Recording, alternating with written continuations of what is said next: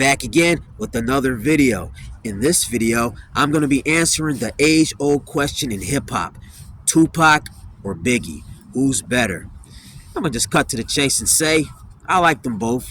I've listened to lots of videos. I look behind me. There's a lot of squirrels around here. They just constantly running past. I'm always looking behind my shoulder. You just hear ruffling through the grass and not feathers and leaves and stuff. I'm just so nervous, dude. I just got to be looking around. So whenever I just kind of, frantically turn my head, it's going to be a squirrel or a cat or something. But anyway, Tupac or Biggie, who's better? I like them both. But in terms of the overall, I'm going to just cut right to the chase. Anyone that's seen my videos, you probably have an idea of who I'm going to go with. I'm going to go with Tupac. I got to go with Tupac. Biggie, he had his songs and stuff like that. But Pac, I give him the overall. Now, I realize one thing about this debate, a common thing people say against Tupac, like the people that prefer Biggie, they say, well, Pac, he wasn't lyrical. Whatever the hell that means. Yeah, he wasn't lyrical. Biggie, he had bars. Pac just had the energy. There I go again. I keep thinking somebody's sneaking up on me. By the way, I got my hat turned this way, not because I'm trying to look like a rapper or anything. I just don't want the brim of this cover my eyes like that. I just kind of want you to see my eyes just a little bit. Just a little bit. Spend some time as a little bit. Keep shine. Keep shine and keep sweat. Whatever the hell that guy. I just love that music. R&B. Anyway, back to rap.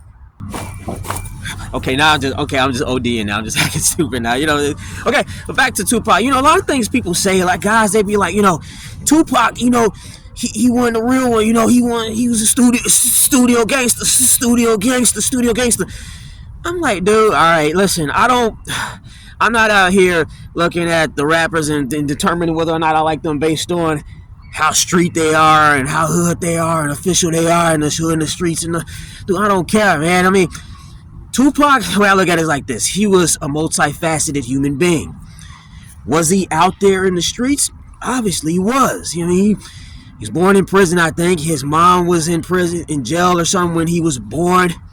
He was homeless. The guy was shot several times. The second time he went through that shooting, he ended up dying, obviously. So, by street standards, that would technically make him a hood guy to some extent, right? Not that I care. I think it's pretty stupid that we even, determine whether or not a person is a good rapper or not based on how street they are or whatever. But again, a lot of people want to make the argument that rap came from the hood. It comes from the streets and all this shit. And I'm so glad that that's one aspect of hip-hop music and rap music that has kind of evolved, They're not so tied up. Back in the day, it was a huge thing. Was this guy shot? Was he from the hood? How official it was? That's how 50 Cent buried Ja Rule. Just buried it. He wankster. He ain't real. I've been shot 9 times. It was a big thing. That's how 50 kind of blew up back in the early 2000s or whatnot. But nowadays, if you ain't never been shot or nothing like that, it's not a huge deal. You can still be a very successful rapper these days. Unfortunately, everyone's being like a rapper nowadays. It takes almost nothing to be a rapper. You just gotta sound the same and whatever. But I don't want to go on and talk about the new school music and my beef with the new school rap music and shit like that, because there's some new stuff that I do like, but I guess you can nitpick and things like that. I don't want to get into that. But back to Tupac and Biggie. A lot of guys, they say, oh, Pac wasn't real. Who cares? Oh, he was a theater boy. Hey, guess what? He was a theater boy that still probably had more street cred than you. Probably had more street cred than you. So, man, what does that say about you? Who cares?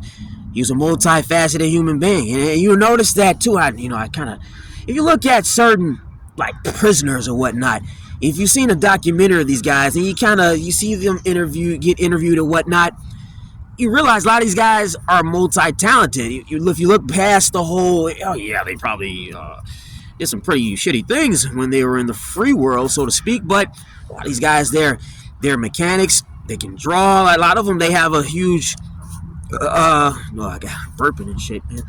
They have a huge talent for art and things like that. I've seen prisoners that were into theater and Shakespeare and all that shit too. But they were crazy street guys when they were out on the streets and stuff. So, all these guys are saying, Tupac wasn't real just because he was a multifaceted individual. That's pretty silly. It's definitely silly if you're going to base whether or not he was a good rapper on these things. Oh, he wasn't from the hood. He knew how to read Shakespeare. Therefore, he wasn't a good rapper. That's probably the reason why he was such a good rapper. The fact that he was so well read. He knew about Shakespeare and all that stuff. That's probably why he was such a poetic and just all around great rapper. I got to go with Tupac. So a lot of people say, Tupac, he wasn't lyrical. I'm going to tell you this. Tupac was most definitely lyrical. And here's why. Lots of people to this day are quoting him. I bet any amount of money, more people can quote Tupac than they can Biggie. Tupac has quotes for days. I bet you if you put on a Tupac song, just keep on blast a lot of Tupac songs, there will be more people that know the lyrics to his songs than to Biggie songs. Guarantee you. And a lot of times, people, they say, what I notice about people, they don't ever want to say someone is the total package. I think that's what this debate comes down to. Fact of the matter is, Tupac was the total package. He was. And I've seen this with people. They want to say, yeah, he could do this, but he couldn't do this. He wasn't this. I'll get that to Biggie. No, Pac had it all. And I think that's where the difference lies. And that's why I picked Pac. I look at it like this. This is the best way to break it down. Pac could do everything Biggie could do, but Biggie couldn't do everything Pac could do. Pac could do everything Big could do, but Big couldn't do everything Pac could do. Yeah, Tupac, he could put out the party stuff. The feel-good music, the lover boy music, the fly guy music.